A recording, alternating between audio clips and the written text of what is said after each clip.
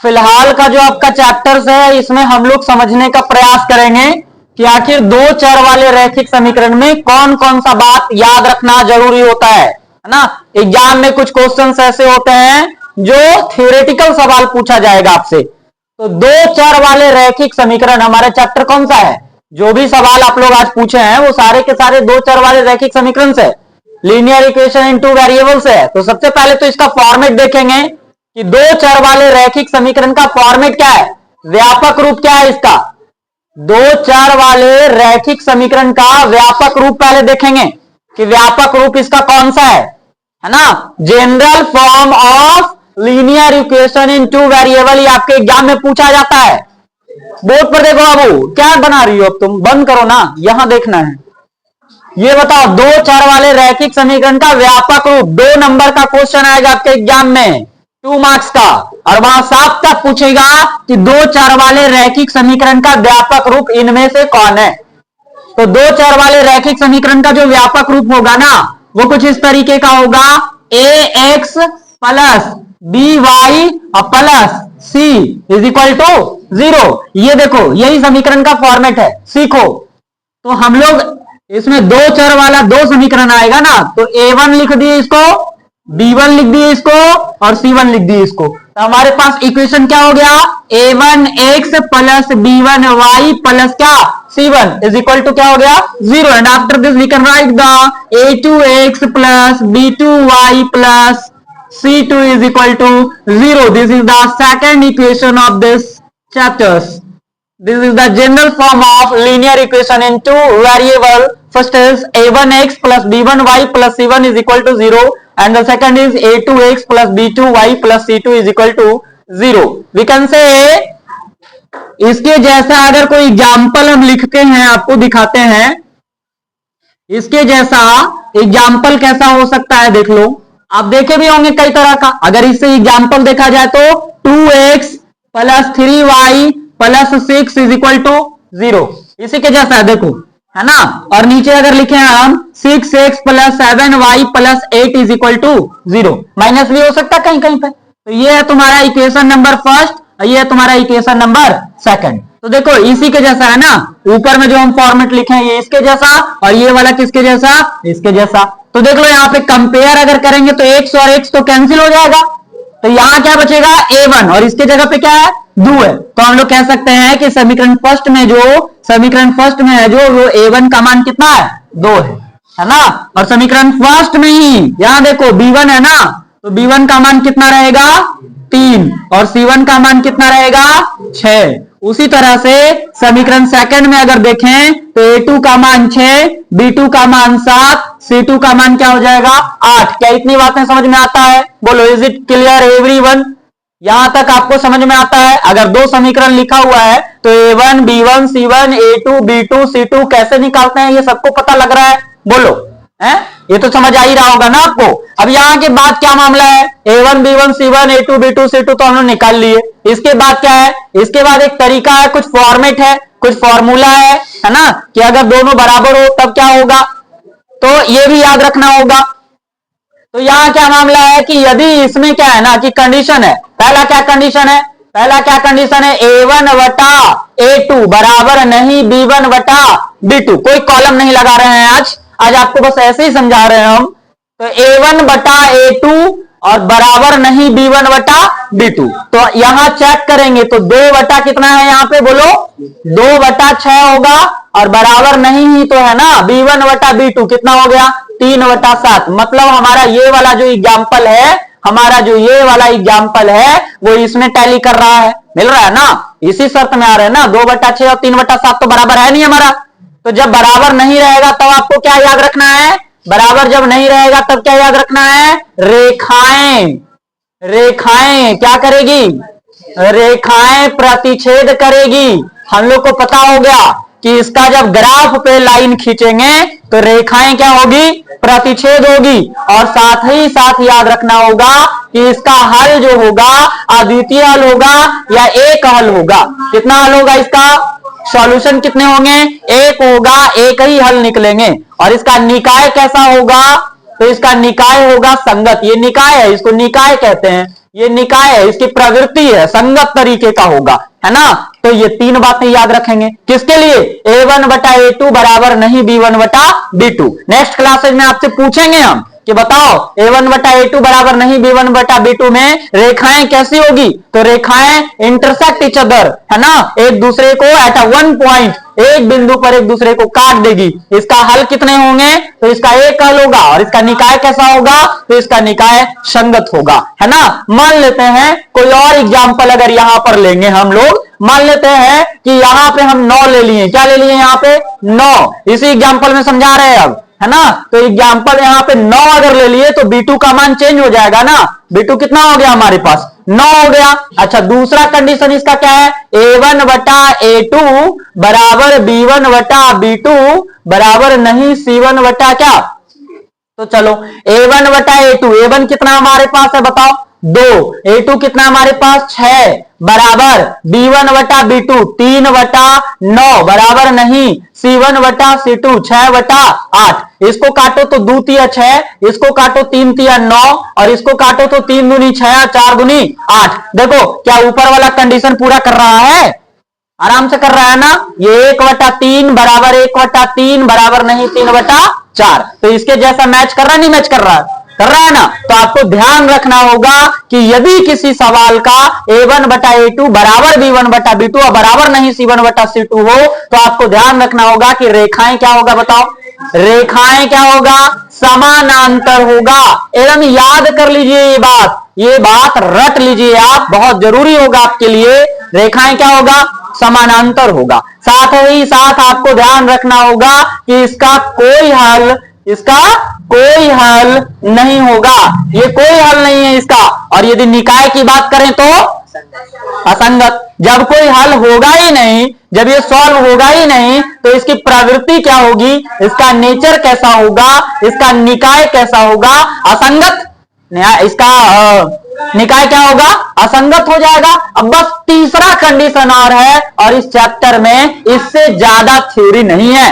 2 चर वाले रैखिक समीकरण में इससे ज्यादा थ्योरी नहीं है, बस इतना ही है। तो हम अगर यहां से तीसरा क्वेश्चन को, तीसरा फॉर्मेट को अगर देख लें, तो तीसरा हमारा A1 बटा A2 बराबर B1 बटा B2 और बराबर में क्या हो जाएगा C1 बटा C2। यहां देखो एग्जाम्पल चेंज कर रहे हैं, देख लो इसी एग्जाम्पल में हम लोग 3 बार देखे हैं।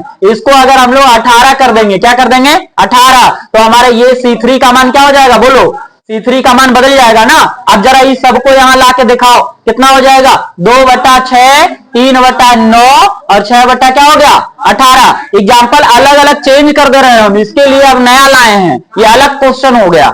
ऐसा नहीं है कि उसी क्वेश्चन को बार बार ऐसे करना है। तो अब यहां अगर लिख लेंगे तो 2 तिया 6 3 तिया 9 6 तिया 18, बोलो तीनों बराबर आया ना। तो जब तीनों बराबर आ गया, इसका मतलब है कि A1 बटा A2 बराबर B1 बटा B2 बराबर C1 बटा C2 का बात फॉलो करता है। तब क्या होगा बताओ, रेखाएं क्या होगा, रेखाएं संपाती होगा, रेखाएं क्या होगा संपाती होगा। और अगर हल की बात करें तो क्या होगा, अनेक हल होगा।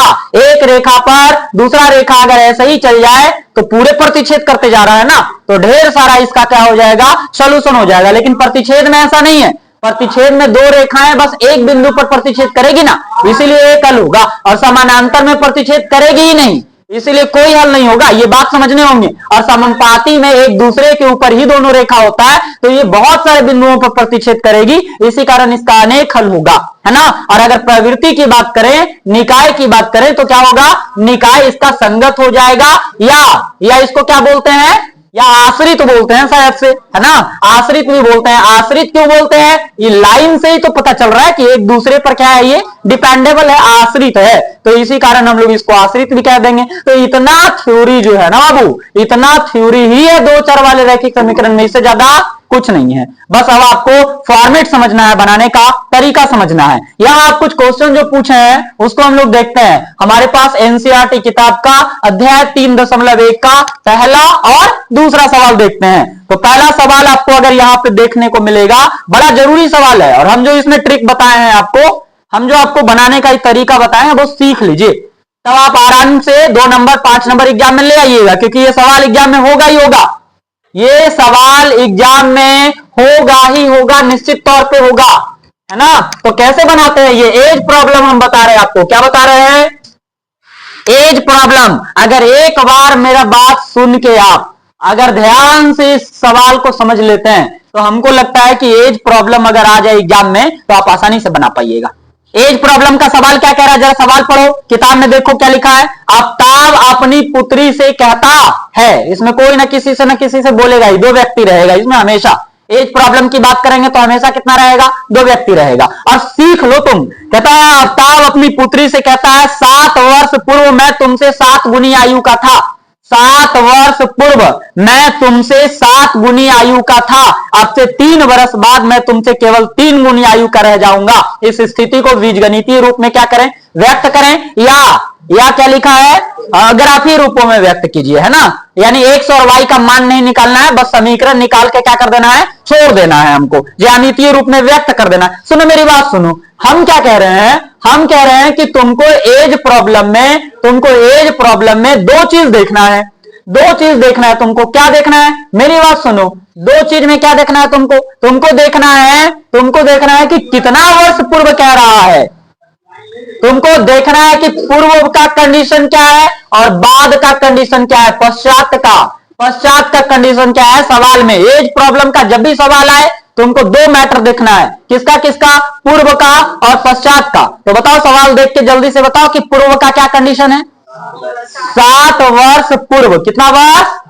7 वर्ष पूर्व, है ना। अब कितनी गुनी आयु का, ये भी देख लो, इसका ये भी देख लो, क्या गुनी, 7 गुनी है, ठीक है। अब आते हैं बाद वाला में, बाद वाला में कितना वर्ष बाद है, 3 वर्ष बाद है ना जी, या पश्चात भी लिखल रहेगा, क्या गुनी, 3 गुनी। अच्छा, अभी दिमाग में फॉर्मेट में बैठा लो कि 3 वर्ष बाद रहेगा तो 3 गुनी रहेगा, 7 वर्ष बाद रहेगा तो 7 गुनी रहेगा, ऐसा मैटर नहीं है।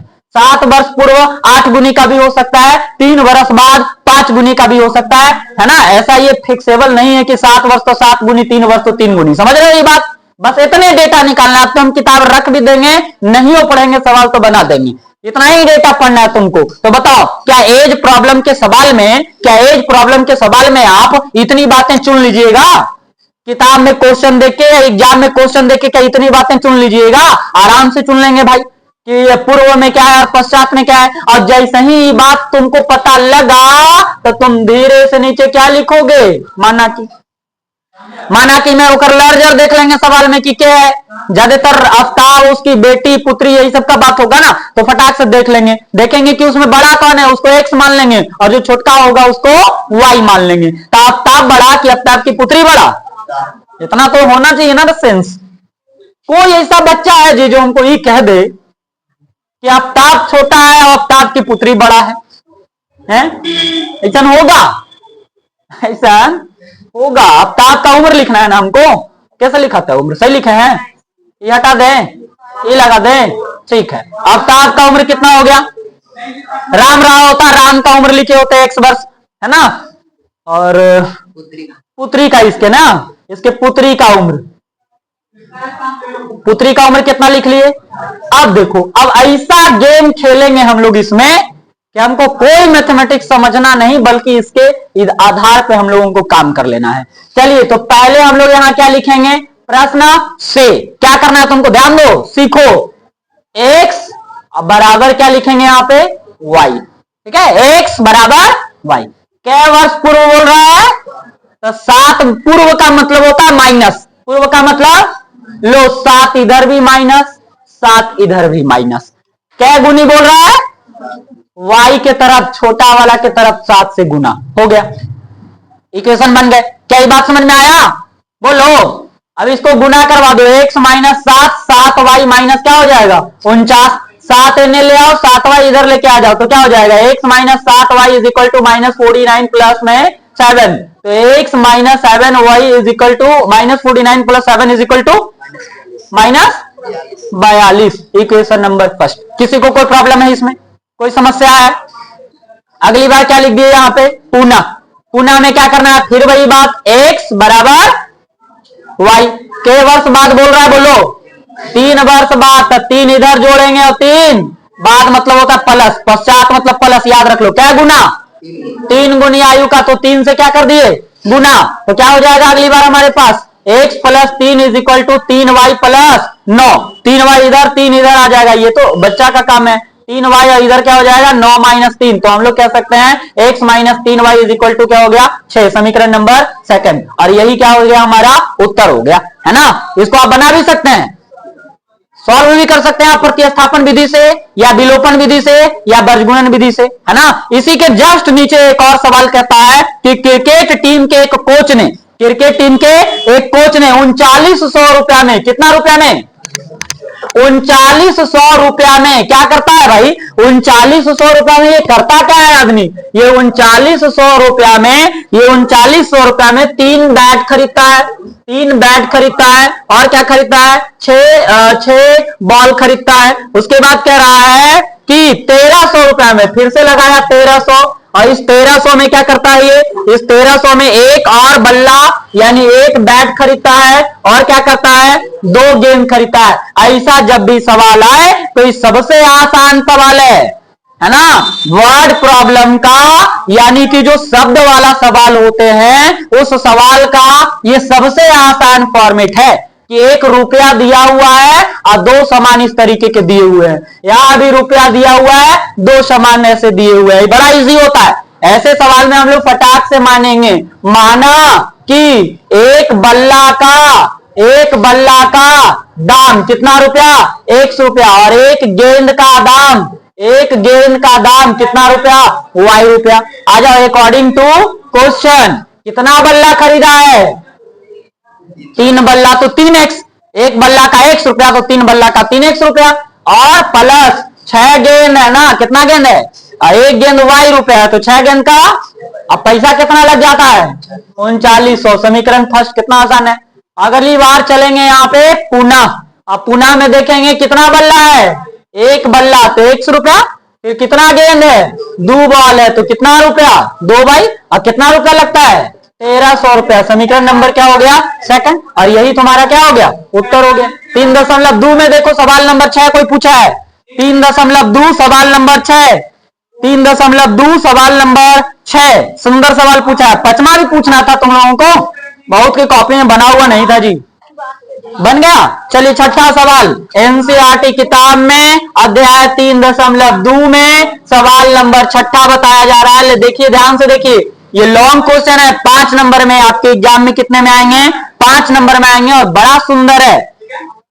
क्या कहता है मेरी बात सुनो, सवाल समझो, कॉपी किताब में पढ़ो। कहता है एक रैखिक समीकरण 2x प्लस 3y माइनस 8 कितना है 2x minus 3y, sorry 2x plus 3y minus में 8 और बराबर में क्या है 0। सुनो बोर्ड पर फोकस करो, सवाल अगर नहीं भी मिल रहा तो कोई दिक्कत नहीं है, यहाँ देखो सवाल लिख चुके हैं हम। ये क्या है हमारे पास 2x प्लस 3y माइनस 8 बराबर क्या है 0। एक इक्वेशन तुमको ऑलरेडी देकर मिलेगा, एक इक्वेशन तुमको हमेशा एग्जाम में या क्वेश्चन में मिलेगा जो तुमको दिखाई पड़े, और एक इक्वेशन इसके साथ तुमको ऐसा लिखना है कि ग्राफ क्या हो जाए इसका प्रतिच्छेद हो जाए। फिर दूसरा सवाल, एक समीकरण ऐसा लिखना है आपको कि इसका ग्राफ क्या हो जाए समांतर हो जाए, और एक सवाल एक इक्वेशन आपको ऐसा लिखना है कि इसका ग्राफ कैसा हो जाए संपाती हो जाए। बड़ा सुंदर और सबसे आसान सवाल है। मेरी बात सुनो, एक इक्वेशन तो तुमको मिला हुआ है ऑलरेडी, ये हमेशा मिलेगा तुमको।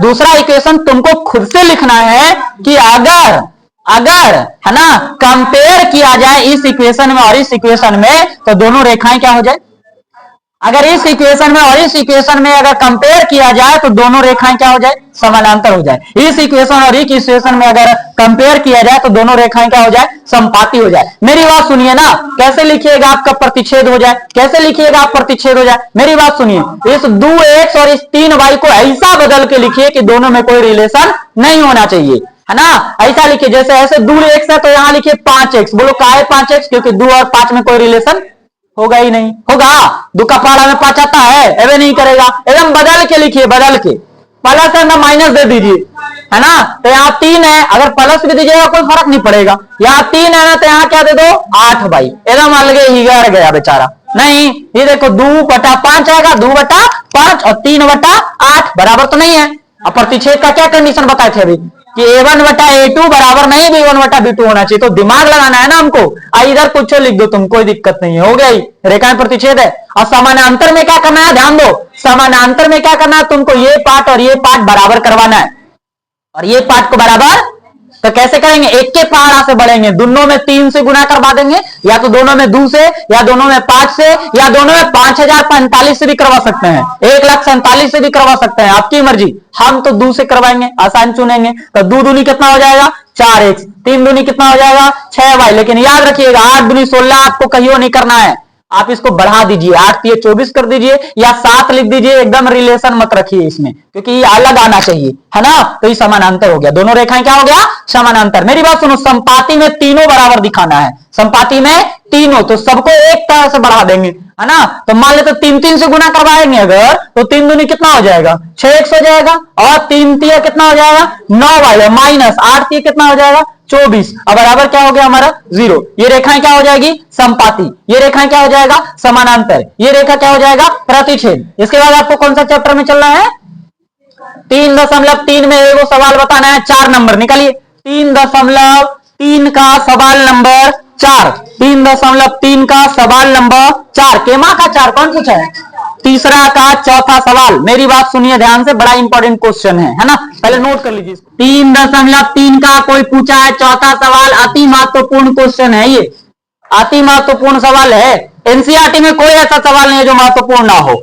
एक नगर में टैक्सी के भाड़े, लो याद कर लो, इस सवाल का फॉर्मेट क्या है, इस सवाल में तुमको क्या मिलेगा, इस सवाल में तुमको लिखा हुआ मिलेगा नियत, और इसी सवाल में तुमको मिलेगा प्रति किलोमीटर, या एक एक दिन का या अलग अलग दिन का। ये 2 फॉर्मेट है जो इस सवाल को तुमको बताएगा कि इसको कैसे बनाना है। इस सवाल में तुमको क्या लिखा हुआ मिलेगा, या तो नियत मिलेगा, या क्या मिलेगा, प्रति किलोमीटर मिलेगा आपको। तो यहां कहता है कि एक नगर में टैक्सी के भाड़े, जब भी तुमको ये सवाल में मिल जाए नियत और प्रति किलोमीटर, तो तुमको यहां मान लेना है फटाक से, तब सवाल पढ़ना है। मान लेंगे कि माना कि नियत किराया, माना कि नियत किराया कितना रुपया हो जाएगा, 100 रुपया हो जाएगा, और प्रति किलोमीटर का किराया, प्रति किलोमीटर का किराया y रुपया हो जाएगा अकॉर्डिंग टू क्वेश्चन। इस तरह के सवाल में नियत वाला हमेशा ऐड हो जाता है, देख लो x वाला हमेशा ऐड कर दिए, x प्लस, और देखेंगे क्या किलोमीटर चला है भाई, तो 10 किलोमीटर चला है, कितना किलोमीटर, तो 10 भाई, और भाड़ा कितना दिया है, 105 रुपए। इक्वेशन नंबर क्या हो गया, फर्स्ट। एकदम इजी है, अगली बार फिर पुनः नियत वाला जुड़ जाएगा, देखो जोड़ के रख दिए, क्या किलोमीटर चला है, 15 किलोमीटर चला है, तो कितना रुपया हो जाएगा, 15y, भाड़ा कितना दिया है, 155 रुपया, तो 155 हो गए। समीकरण नंबर क्या हो गया, सेकंड। फर्स्ट और सेकंड को हम लोग विलोपन विधि से सॉल्व करेंगे, अलगे से उतार के, एकरे में नहीं, हम इसी में करवा दे रहे हैं। ये माइनस, ये माइनस, ये माइनस, क्या हो गया, ये कैंसिल। यहाँ क्या आ गया हमारे पास, -5y, और यहाँ माइनस में क्या आ जाएगा, हमको लगता है 50 आ जाएगा, है ना। तो माइनस माइनस कट गया, 5 10 का 50 हो गया, y का मान क्या हो गया, 10, y निकाल दिए हम लोग। y जैसे ही निकल गया, इसमें वैल्यू पुट करेंगे, x निकल जाएगा। तो अगर समीकरण फर्स्ट से चलेंगे, किससे, समीकरण फर्स्ट से, क्या है हमारे पास, x प्लस 10y बराबर 105, वैल्यू रख देंगे y का 10, तो यहाँ x हो गया, यहाँ 10 हो गया, और बराबर 105, तो x प्लस क्या हो जाएगा, ये 100 बराबर 105, 100 उधर जाके घट जाएगा, तो कितना आ जाएगा, 5, x भी निकाल दिए, y भी निकाल दिए। निकालना क्या था, निकालना ये है कि कोई व्यक्ति 25 किलोमीटर यात्रा करेगा तो कितना भाड़ा देगा, कितना यात्रा करना है कोई व्यक्ति को, 25 किलोमीटर यात्रा करना है, इसका भाड़ा निकालना है। तो 25 किलोमीटर यात्रा करेगा तो 100 रुपया तो लगेगा ही, फिक्स है सब में, अभी बोलते ही आ रहे शुरू से। और कितना किलोमीटर, 25 किलोमीटर माने कितना, 25 भाई हो गया। इसमें x और y का वैल्यू पुट कर दो, x कितना है तुम्हारा 5, 25 के 25, y कितना है तुम्हारा 10, 25 दां का कितना हो गया 250, 5 जुटेगा कितना आ जाएगा 255 रुपया वो व्यक्ति भाड़ा के तौर पर देगा, भाड़ा के तौर पर देगा, जिससे उसको है ना काम हो जाएंगे। 3.4 का दूसरा का पचमा, 3.4 दूसरा का पचमा, 3.4 दूसरा का पचमा। लो यही सवाल है, सेम सवाल आ गया। कह रहा है किराए पर पुस्तक देने वाले किसी पुस्तकालय का प्रथम 3 दिनों का नियत किराया, फिर से नियत किराया आया। तो नियत किराया जब भी आएगा, नियत किराया जब भी आएगा, लो देखो बोर्ड पर यहां ये तुम्हारा 3.4 का 3.4 का दूसरा का 5वां सवाल है। ध्यान दो बोर्ड पर, नियत किराया बोला है लेकिन कितने दिन का? 3 दिन का। तो 3 दिन का नियत किराया यहां फिक्स करना पड़ेगा। 3 दिन का नियत किराया कितना है बताओ? 3 दिन का नियत किराया कितना है? 100 रुपया। और प्रतिदिन का किराया कितना होगा? प्रतिदिन का किराया कितना होगा? y रुपया। समझने का प्रयास कीजिए। यानी पुस्तकालय से जब हम किताब निकाल के लाएंगे और घर में अगर 3 दिन तक रख लिए तो क्या रुपया लगेगा? 100 रुपया। लेकिन घर में अगर 4 दिन रख लिए तो 3 दिन का 100 रुपया और 1 दिन का y रुपया। कितना देना पड़ेगा? x plus y, x plus y। अगर 5 दिन रख लिए तो 3 दिन का 100 रुपया, 2 दिन का 2y, तो x प्लस 2y देना पड़ेगा। अगर 7 दिन रख लिए किताब तो 3 दिन का 100 रुपया लगेगा, 4 दिन बच गया ना, तो 4 दिन का 4y, तो कितना देना पड़ेगा? x plus 4y। यदि हम किताब लाके एकदम लापरवाह हो गए तुम लोग जैसा तो 10 दिन रख ली, यादें नहीं रहा हमको, यादें नहीं रहा कि सर को ले जाके जमा करना है किताब, कुछ नहीं, 10 दिन सीधा सीधी रख लिए तो 3 दिन का पैसा तुमको कितना लगेगा? 100 रुपया। जितना दिन एक्स्ट्रा रखे हैं उसमें y से गुना करके जोड़ के लगेगा पैसा।